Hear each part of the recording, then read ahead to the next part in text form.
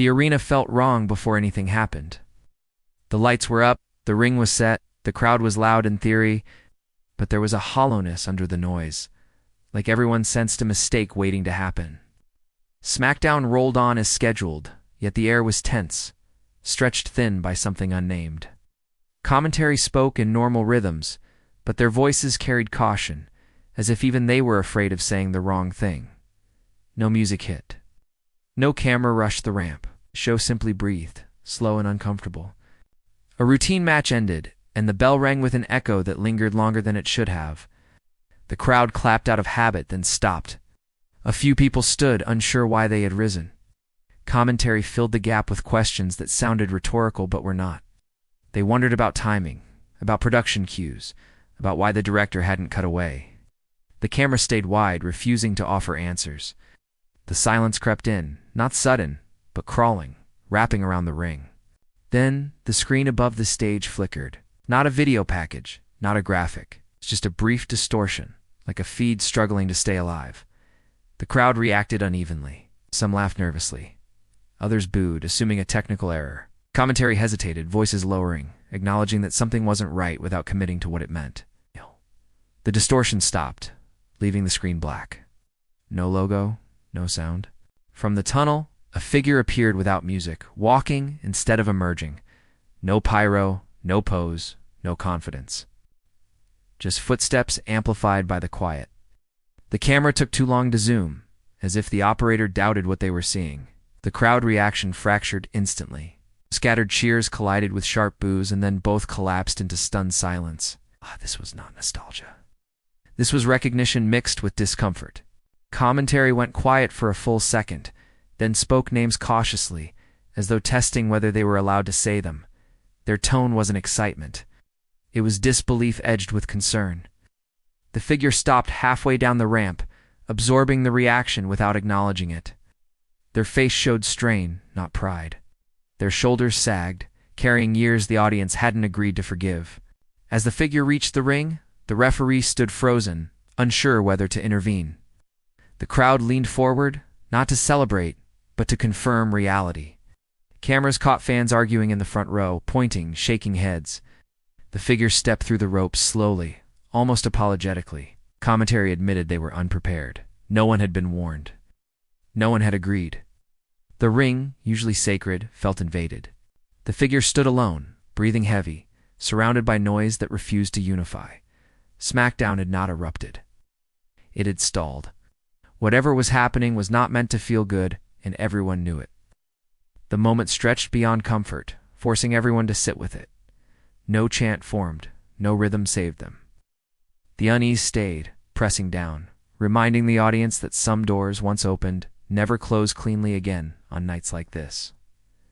SmackDown. The figure did not speak immediately. It looked out at the crowd as if searching for permission that was never going to come. Commentary filled the silence with fractured thoughts, reminding viewers that this was live, that nothing about this felt rehearsed. The camera caught production staff at ringside whispering urgently, headsets pressed tight, eyes darting. The crowd noise never settled. It hovered between accusation and curiosity. When the microphone finally rose, the hand holding it shook. The voice that followed was quieter than expected, stripped of bravado. They said they knew what the room felt like. They said they understood why people were angry, why others were confused, why some just wanted this to end.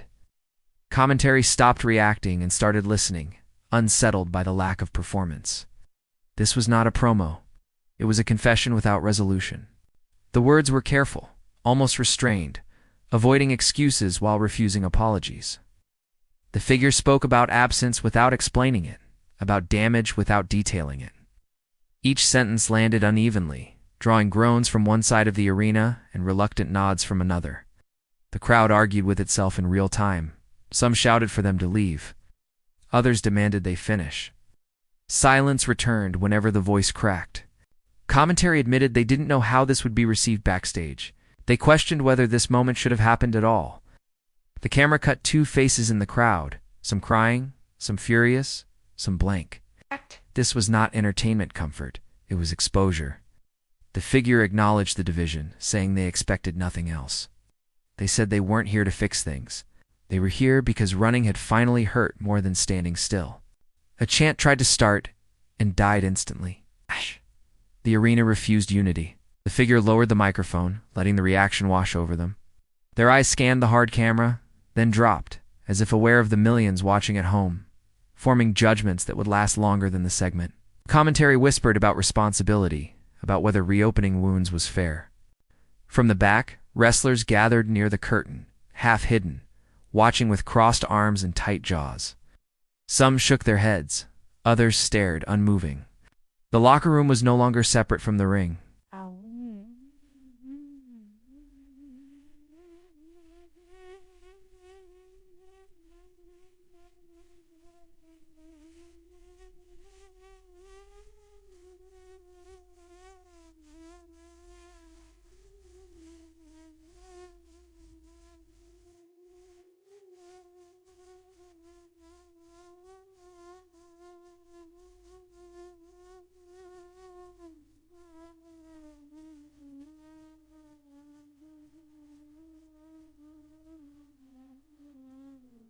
Wetter. The figure took a breath and spoke again, softer, acknowledging the people they hurt without naming them. That restraint cut deeper than any admission. The crowd noise rose again, but it was fractured, unstable. Boos overpowered cheers, then faded into murmurs. The figure ended without a catchphrase, without a pose, simply placing the microphone down. Commentary fell silent as the camera lingered. SmackDown had crossed a line it could not redraw, and everyone felt the weight settling in. No bell rang. No music saved the moment. The show moved on mechanically, but the atmosphere never recovered, leaving the audience aware they had witnessed something unfinished and deeply uncomfortable. Conversations started immediately, in seats, online, and backstage, carrying consequences nobody could control that night. Backstage, the mood was colder than the arena. Hallways filled with whispers that stopped whenever someone unfamiliar passed. Wrestlers watched monitors in silence, some pacing, others seated with heads down. No one celebrated ratings or moments. This wasn't a win. It felt like a liability. Commentary returned on air with forced professionalism, but their earlier shock lingered in every pause. Producers argued in hushed tones about authorization and fallout. Phones buzzed non-stop. Messages from executives, sponsors, and partners arrived faster than they could be answered. The returning figure sat alone in a small room, still in gear, staring at the floor. No handler arrived to congratulate them. No agent offered reassurance. The door stayed closed, heavy with unspoken consequences. In the locker room, reactions split sharply. Some wrestlers expressed anger, saying old scars had been torn open without consent. Others admitted quietly that seeing the figure again forced them to confront unresolved feelings they'd buried. Friendships strained under the weight of differing morals. This was not about storyline alignment. It was about personal boundaries and trust. Media requests flooded in immediately. Statements were drafted and redrafted, each version softer than the last, trying to acknowledge harm without inflaming it. Social feeds exploded with divided takes, none of them gentle. Commentary referenced the reaction carefully, avoiding conclusions. They acknowledged the chaos, the discomfort, the uncertainty. SmackDown continued, but the show felt secondary to the storm it had unleashed. The figure eventually stood, removing wrist tapes slowly, methodically. Each movement looked deliberate, as if they were grounding themselves. A veteran wrestler approached, stopped short, and chose silence instead of confrontation. Instead, choice spoke louder than words. The figure nodded, accepting the distance. Family members watched from afar, some supportive, others hurt all over again. Old wounds reopened in private living rooms, far from the ring. The return did not stay contained within television time. It spilled outward, touching lives that never agreed to be part of it. The psychological toll settled in, heavy and unavoidable. As the night ended, SmackDown signed off without addressing what came next. No graphic promised answers. Commentary closed with measured tones, admitting that the ripple effects were only beginning. The figure left the building alone, hood up, escorted not by security, but by the weight of their own decision. The moment it happened, control was gone. Outside, the parking lot was quiet. the usual post-show buzz absent. A few fans lingered, arguing softly, replaying the moment in fragments. No chance followed. The night air felt heavy. Inside, cleanup crews worked around the ring, erasing physical traces while emotional ones remained. This was not closure. It was an opening wound, one that would ache with every reminder, every replay, every question left unanswered in the days ahead. SmackDown had survived worse chaos before, but this felt different, more intimate, as if the damage reached inward rather than outward, challenging everyone involved to reckon privately with choices they thought were already behind them, forever changed, that night alone. In the days that followed, the moment replayed endlessly, but never comfortably. Every angle revealed new discomfort. Commentary teams across shows spoke carefully, weighing words as if they carried legal and emotional risk.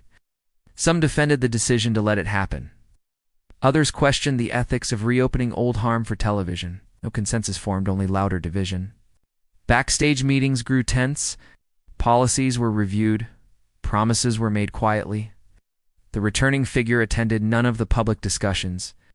Instead, they trained alone, uncertain whether preparation meant hope or habit. The ring, once familiar, now felt hostile. Each step echoed with judgment, imagined or real. Confidence did not return.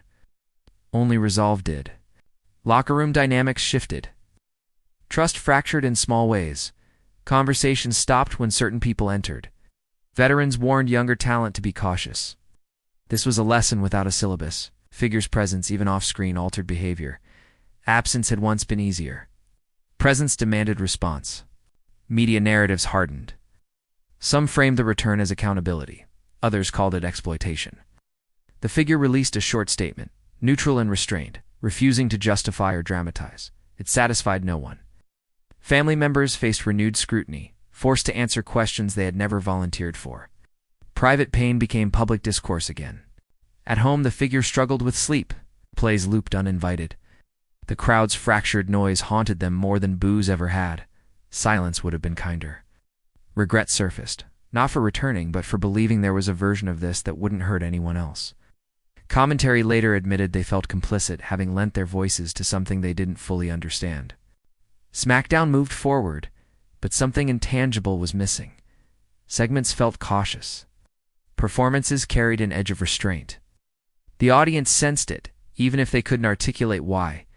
The show had learned a boundary by crossing it. When the figure finally appeared again on television, it was brief and wordless. No entrance. No music. Just a presence acknowledged and then gone. The crowd reaction was quieter this time, weighted by memory. This was not momentum, it was endurance. The moment on January 16th did not fade. It settled. It rewrote expectations. It forced everyone to confront the cost of unresolved history. SmackDown had taken a turn, not toward spectacle, but toward consequence, and there was no easy way back. Executives debated futures in closed rooms, weighing risk against responsibility. No decision felt clean. Fans continued to argue, friendships strained over differing interpretations. The return had become a mirror, reflecting personal values more than storyline preferences. That discomfort lingered, heavy and persistent, refusing to be packaged or resolved neatly within weekly television rhythms. For the figure, the hardest realization was simple. Being seen again did not mean being understood. Standing in the light did not erase the shadows. It only made them harder to ignore, demanding patience and accountability without guarantees. SmackDown carried on, but the path ahead felt narrower, shaped by a night nobody could undo or fully escape from again, ever completely. Now, time passed, but the memory stayed sharp. The January night became shorthand, referenced without detail, understood without explanation. New stories unfolded, new faces rose, yet the turn SmackDown took lingered beneath everything. Commentary occasionally paused, catching themselves before crossing lines they now recognized. The audience, too, watched differently, more guarded. The returning figure continued slowly, deliberately, not chasing redemption arcs or applause, just existing within the space they had reopened. Some nights were easier. Others reopened doubt. They learned to accept mixed reactions as permanent, not transitional. This was the cost of returning without erasing the past. Backstage, the chaos softened into caution. Boundaries became clearer, conversations more honest. The locker room did not heal completely, but it adapted. That adaptation carried scars. It also carried lessons. SmackDown became quieter in its confidence, more aware of its reach beyond the ring. The family impact remained private, but present. Choices made on television rippled through relationships that cameras never saw. The figure understood that now, more deeply than before. Magnified responsibility.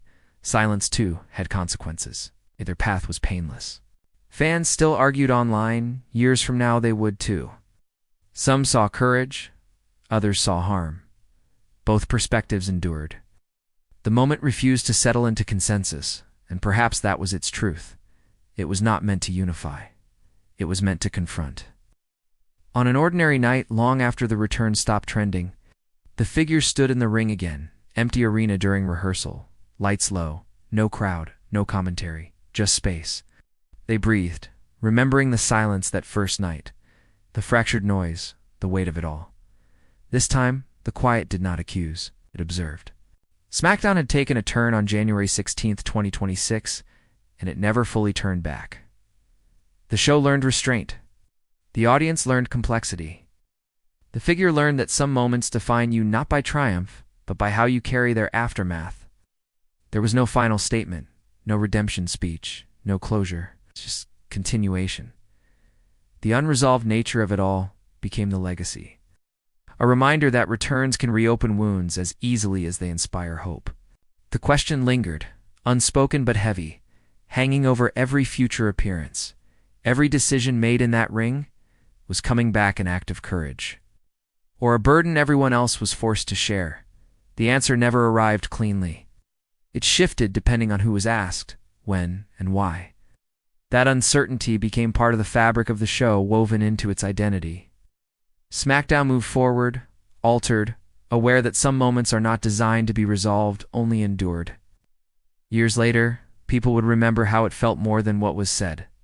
The discomfort, the pause, the sense that something fragile had been tested. That memory proved harder to shake than any storyline, living quietly in the background of every major moment. And every time silence fell in the arena, someone remembered January and wondered whether some doors should remain closed, even when opening them feels necessary to move forward.